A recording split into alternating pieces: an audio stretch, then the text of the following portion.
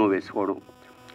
అసలు మన పుస్తకాన్ని వేసుకోవడం అంటే అంతకన్నా ఆయన చెప్పినట్టు చాలా బాధాకరం అన్నమాట. ఎందుకంటే మన గురించి మనమే చెప్పుకుని భజన చేసుకుంటున్నట్టుంది.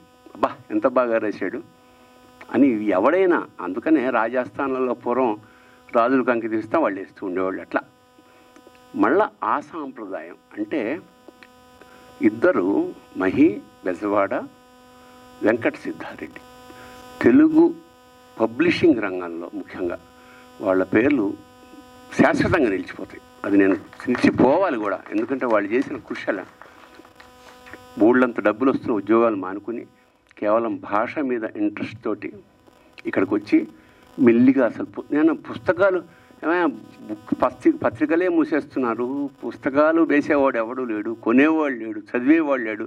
ఎంతసేపు ఏ స్థాయికి ఎదిగామా దిగజారేమో తెలియదు.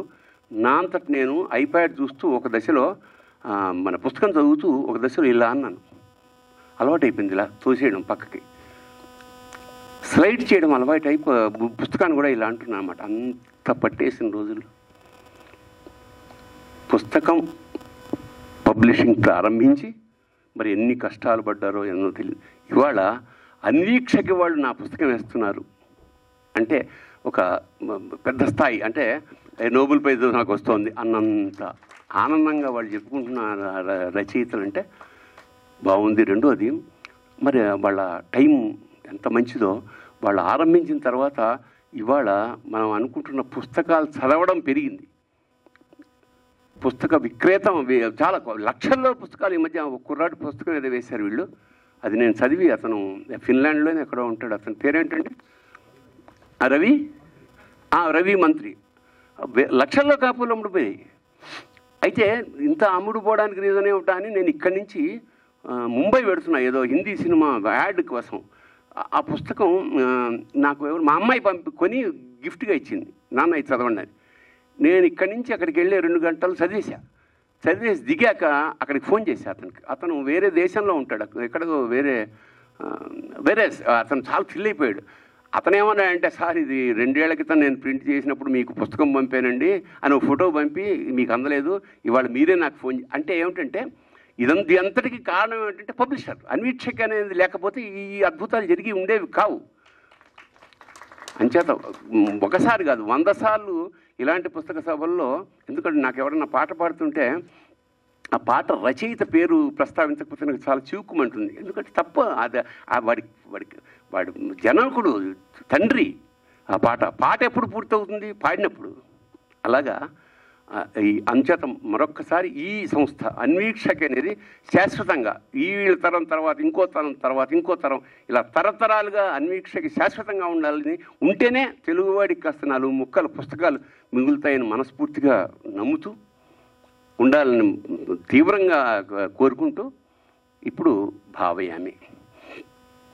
అతను గతంలో నాకు పుస్తకం తెచ్చి ఇచ్చాడని ఆయన నిన్న చెప్పాడు. మళ్ళీ ఏమంటే గతంలో వచ్చాను సార్ నేను, అప్పుడు నేను మళ్ళీ రికలెక్ట్ చేసుకున్నాను. ఎందుకంటే చాలామంది వస్తుంటారు, పుస్తకాలు ఇస్తూ ఉంటారు.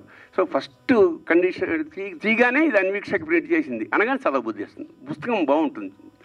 సరే మొత్తానికి అతను, సార్ అన్నీ చదవలేకపోయినా కనీసం ఒక కథన్నా చదవండి, మీరు ఈజీగా కనెక్ట్ అయ్యేది ఓయి శివుడు అని అన్నాడు.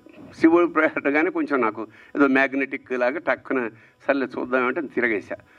బాగుంది. అంటే శ్రీకాకుళం, అతను వైజాగ్లో ఉండడం వల్ల శ్రీకాకుళం యాసని బాగా ఉడిసిపట్టుకుని చాలా రియలిస్టిక్గా ఒక మనం ఊహించని క్లైమాక్స్ వచ్చేలాగా ఒక అద్భుతమైన కథ రాశాడు. అందులో చివరి లాస్ట్ 4 లైన్లు ఏమిటంటే చిన్న షాక్ తిన్నా. ఎందుకంటే నేను రాసిన 4 అన్న శివుడు గలడు అంటూ ముగించాడు అన్నమాట. నాకు తెలియదు ఆ విషయం. ఏదేమైనా కథ బాగుంది. ఆ తర్వాత సుదర్శనం గారు రాసిన ముందు మాట చదివా. అన్ని 4-5 కథలకి ఆయన సంక్షిప్తంగా దానిలో ఏమేం జరిగిందని ఇచ్చాడు.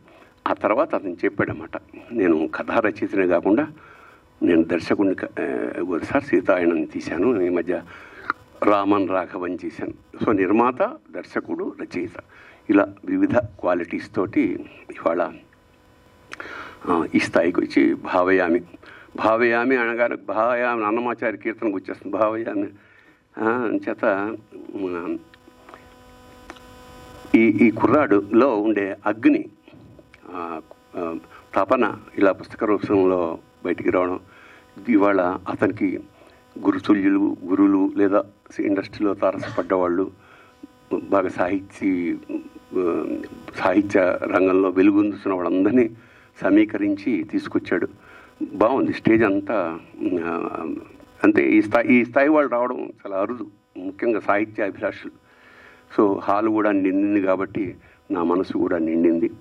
ఈ కుర్రాడికి మంచి భవిష్యత్తు ఉండాలి, మరించి పుస్తకాలు రాయాలి, ఆ పుస్తకాలు మళ్ళీ అన్వీక్షకి వాళ్ళే వెయ్యాలి అని మనస్ఫూర్తిగా కోరుకుంటూ, మా అన్యదా భావించకండి.